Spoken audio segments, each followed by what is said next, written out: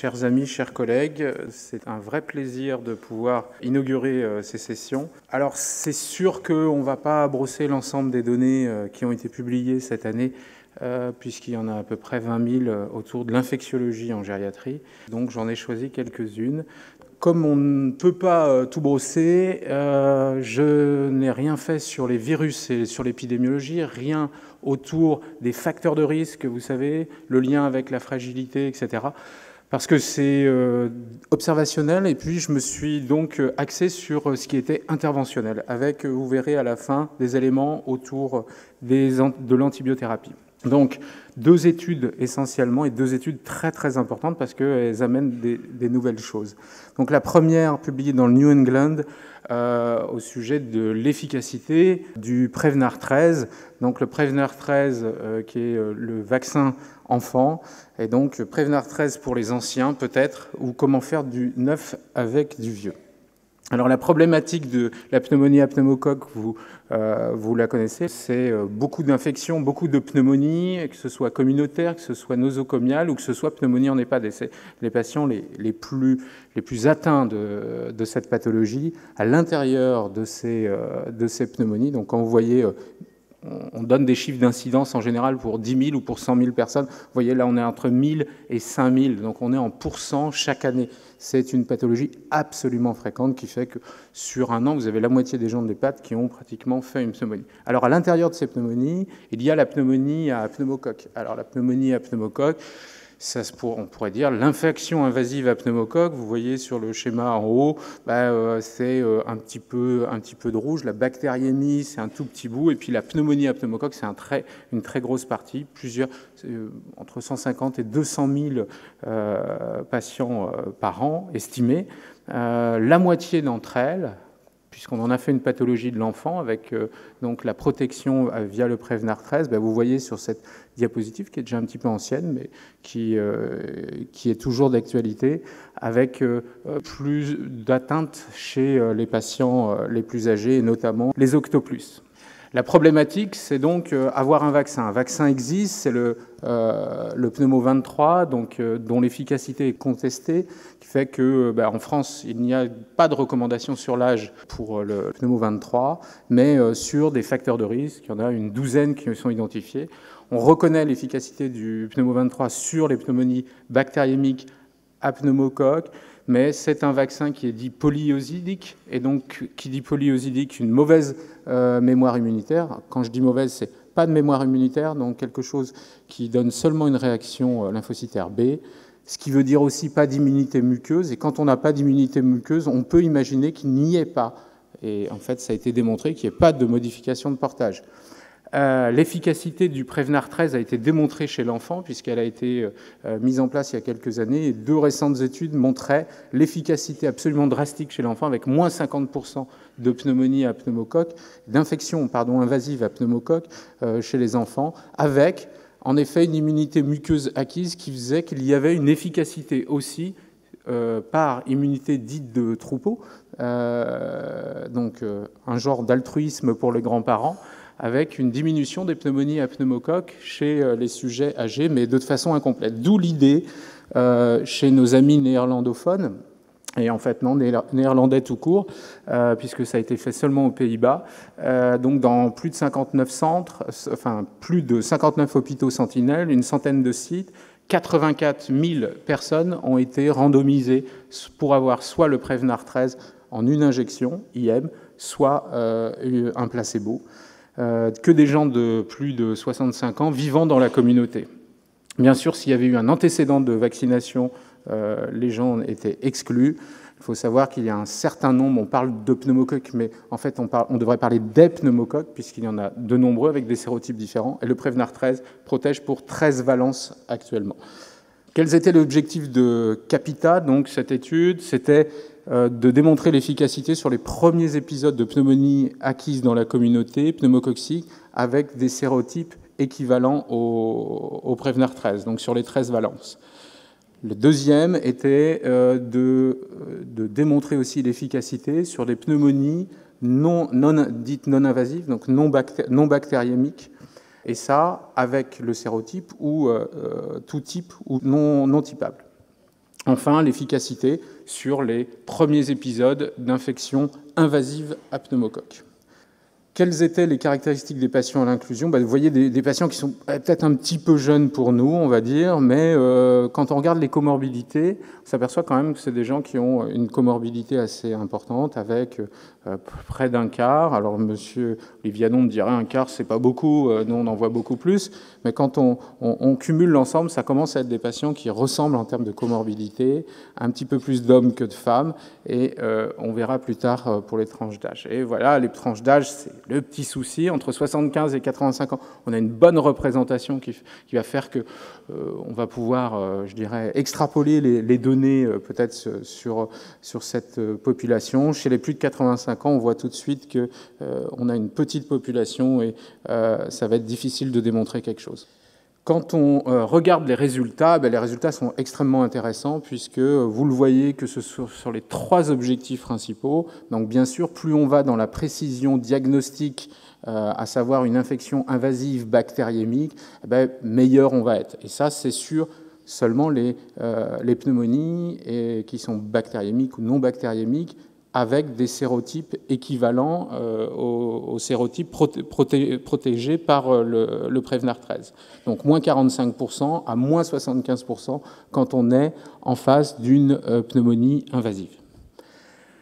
Évidemment, on regarde bien sûr les sérotypes, et là vous les voyez, les sérotypes principaux qui sont les infections les plus invasives. En rouge, vous avez le placebo, et en bleu, le PCV13. Comme on dit de temps en temps, il n'y a pas photo. C'est clair que ça diminue à peu près sur tous les sérotypes, mais de façon majeure sur les sérotypes les plus invasifs. Donc c'est plutôt intéressant. Qu'en est-il sur les résultats des pneumonies ou des infections invasives qui ont été retrouvées avec des sérotypes non vaccinaux?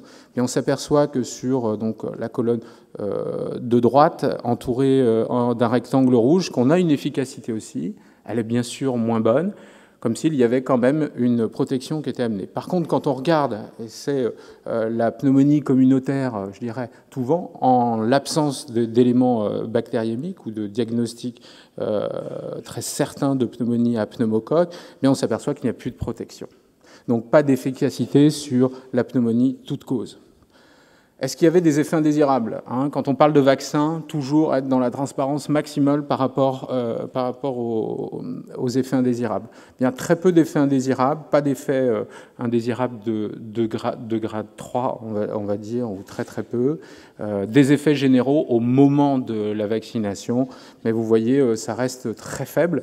Quand on regarde, c'est moins de 0,1%, donc un vaccin relativement bien supporté. Si on conclut sur cette étude, c'est de dire qu'il y a une efficacité sur les pneumonies couvertes par les sérotypes vaccinaux, mais aussi sur les non-vaccinaux. Les patients à risque sont bien représentés et la tolérance est excellente.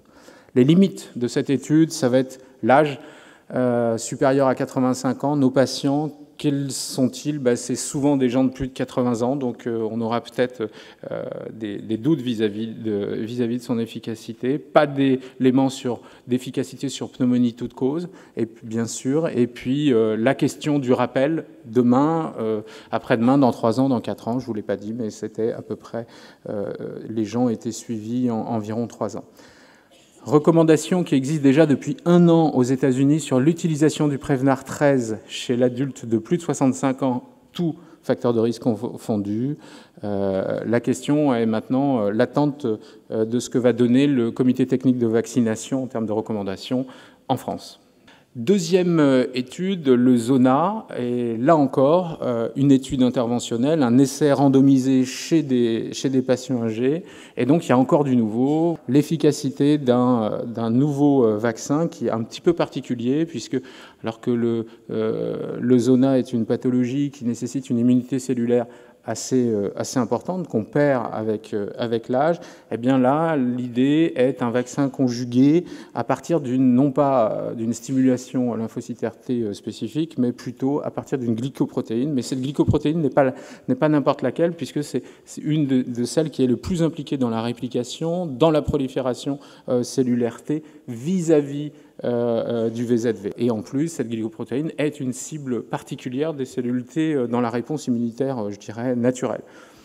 puisque malgré le fait qu'elle soit assez immunogène, a été ajouté un adjuvant qui est connu, qui est même très bien connu, et qui implique, elle aussi, une réponse lymphocytaire T et B, finalement, humorale. Alors, pourquoi il y a une problématique particulière du zona? Eh bien, c'est une augmentation des risques, et vous voyez là au milieu, quand les courbes de tous les pays augmentent sur le graphe du haut, eh bien, c'est à peu près 50 ans.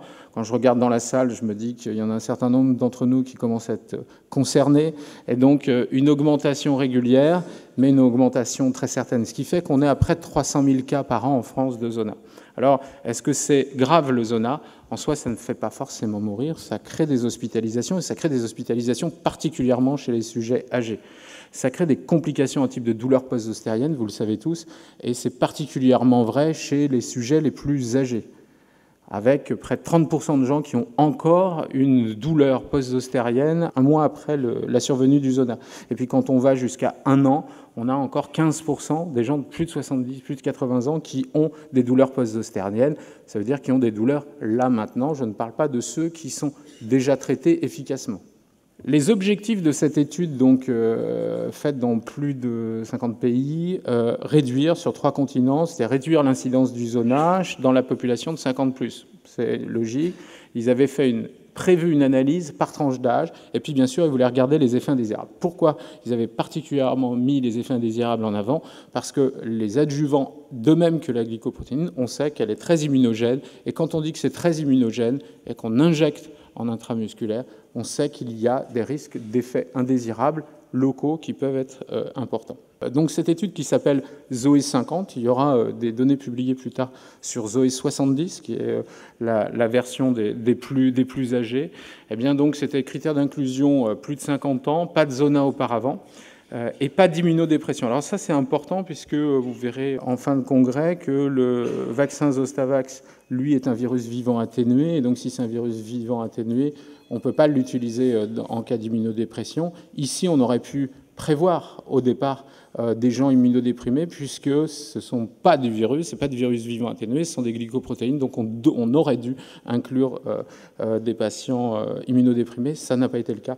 Je n'ai pas d'explication particulière à donner là-dessus, si ce n'est que c'est pour être sûr que ça fonctionne. Randomisation donc, par groupe d'âge, 2 doses, M0, M2, suivi mensuel, téléphonique tous les mois pendant 30 mois, une consultation annuelle. Définition des cas, il était clinique, il fallait qu'il y ait le rash unilatéral, il y avait des photographies de fait, il y avait un suivi de 90 jours après sur les douleurs, mais il n'y avait pas, je dirais, d'analyse de la douleur post-zostérienne jusqu'à 1 an.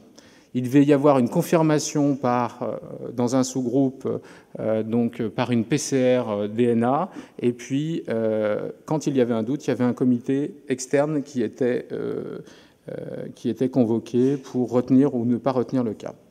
Donc il y a eu plus de 7000 personnes de chaque côté qui ont été randomisées, bien sûr, double aveugle. Les âges, alors là, vous voyez que ça commence à être très intéressant, bien que 70+, il faut savoir ce que ça veut dire, et ça, c'est un petit peu plus compliqué. Mais vous avez un quart de plus de 70 ans qui ont été inclus dans cette étude. Quand on regarde l'efficacité, vous avez la colonne vaccin qui est au milieu, donc incidence. L'incidence habituelle en France, c'est à peu près 12 pour 1000. 12 pour 10 000. Donc on voit qu'on est dans la colonne de droite, donc qui est la colonne placebo, eh bien, à peu près des chiffres attendus, quel que soit l'âge, bien qu'en France, on serait un petit peu plus pour les gens de plus de 70 ans. Mais quand on regarde, donc tout confondu, c'est sur 3 continents différents, vous voyez d'un côté le groupe vaccin, on est en dessous de 1 pour 1000 personnes années, et puis dans le groupe placebo, on est entre 9 et 10, ce qui fait une efficacité absolument remarquable, qui est de plus de 90%, ce qu'on trouve à peu près dans le tétanos. Alors, on a une très très bonne efficacité. Par contre, quand on regarde les effets dits adverses ou les effets indésirables, eh bien, on s'aperçoit que que ce soit sur les questions qui étaient posées directement ou les réactions systémiques qui étaient rapportées par les patients mais qui n'étaient pas sollicitées. Ce n'était pas un questionnaire, c'était un questionnaire libre pour le coup. Et on s'aperçoit quand même qu'on a plus de 80% des gens qui ont un effet indésirable au site d'injection, quel que soit le type. Et puis on voit qu'il y a 2/3 des patients qui ont une réaction systémique. Alors je vous rappelle qu'il faut 2 injections. Donc, très très bonne efficacité, et puis quand même à peu près un peu plus de 10% avec des grades 3. Donc un certain nombre de questions vont se poser. La conclusion sur Zoé 50, l'efficacité est majeure chez des patients de plus de 70 ans. Quand on connaît l'impact du Zona, c'est vrai qu'on est amené à réfléchir sur la vitesse à laquelle il faudrait mettre en place ce vaccin. La possibilité théorique de vacciner les immunodéprimés, mais ils n'ont pas été inclus dans les études.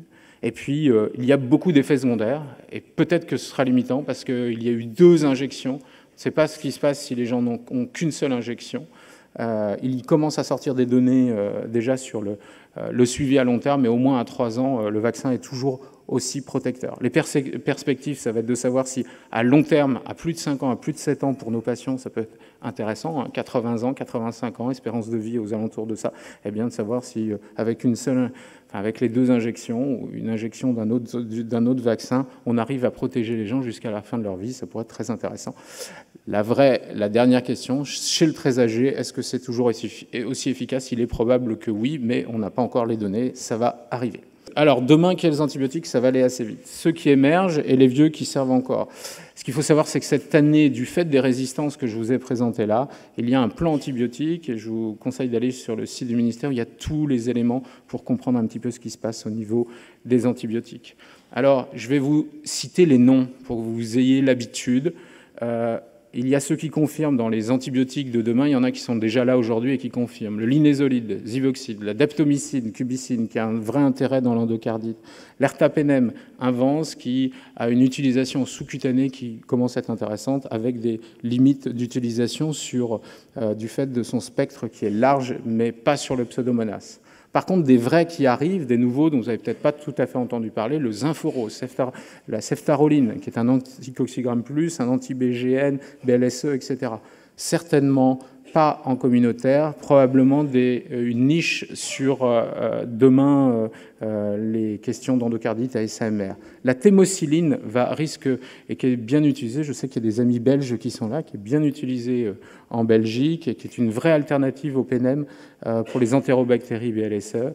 Le Mabellio et puis la télavancine sur les coxygrammes plus. Tous ces éléments, il faut que vous les ayez en tête parce que demain sont des médicaments dont vous aurez certainement besoin, en tous les cas dans les services de médecine. Par contre, je vais faire un petit peu de pub. Voilà, la dernière étude que je vous présente, c'est donc les vieux traitements qu'on utilise, mais qu'on utilise différemment. Et donc là, c'est pour vous rapporter l'étude qui a été faite par l'intergroupe de la SPILF et de la SFGG sur l'utilisation sous-cutanée, une enquête déclarative. Tout ça pour vous dire que les gériatres et les infectiologues utilisent assez fort les antibiotiques en sous-cutané, même les infectiologues, avec plus de 80% des infectiologues qui vont utiliser. Ils n'utilisent pas tout à fait les mêmes, puisque les infectiologues utilisent surtout l'ertapenem et la teicoplanin, et aussi, bien sûr, tout le monde la ceftriaxone. Les aminoglycosides, c'est une dramatique d'entendre qu'on utilise les aminoglycosides en sous-cutané parce que ça a absolument un intérêt. Mais quand vous voyez en dessous, il y a aussi la tazociline, la cefepime, l'ibipénem, bref, beaucoup de médicaments qui sont utilisés, d'antibiotiques qui sont utilisés en sous-cutané, et on sait qu'on en a besoin pour des raisons, on va dire, un peu différentes. Comme vous le voyez en bas à droite, la plupart du temps, c'est parce qu'on a des problèmes ou d'accès veineux ou d'accès à la voie orale du fait de troubles de déglutition. Et donc, on est très embêté. Donc, quand on regarde les résultats, c'est de dire surtout pas d'aminosides. La ceftriaxone utilisée est la plus utilisée et c'est normal. On a un intérêt du développement de la voie sous-cutanée pour tout le monde. Et pourquoi? Parce qu'il y a une pharmacocinétique pour les antibiotiques temps dépendants qui sont très intéressantes. Donc, on concluait qu'il y avait une nécessité de validation et il y a une nouvelle étude prospective qui a été faite, et ce sera un poster qui sera présenté le 23 octobre à 14h. Vous pourrez voir la suite de notre travail. Et puis, il y a ça. il y a ça qui est arrivé. Alors, je ne sais pas si vous êtes au courant, mais le contrepoint, l'orage ou le point d'interrogation, c'est que depuis quelques semaines, il y a eu un retrait de l'AMM de la ceftriaxone par voie sous-cutanée, ce qui pose énormément de questions. Il n'y a que 3 lignes pour dire, donc c'est en raison d'une uniformisation européenne, pour dire qu'on ne pouvait pas utiliser, pour des raisons de tolérance, qu'il n'y avait pas d'étude de tolérance de la ceftriaxone en sous-cutanée. Surtout, ne riez pas.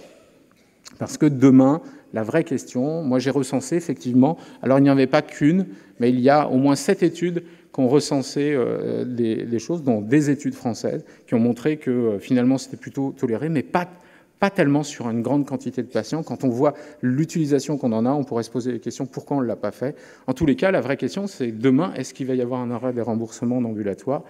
Et donc, je demande à tout le monde s'il ne va pas y avoir besoin d'un positionnement nécessaire, voire obligatoire, pour pouvoir continuer à utiliser.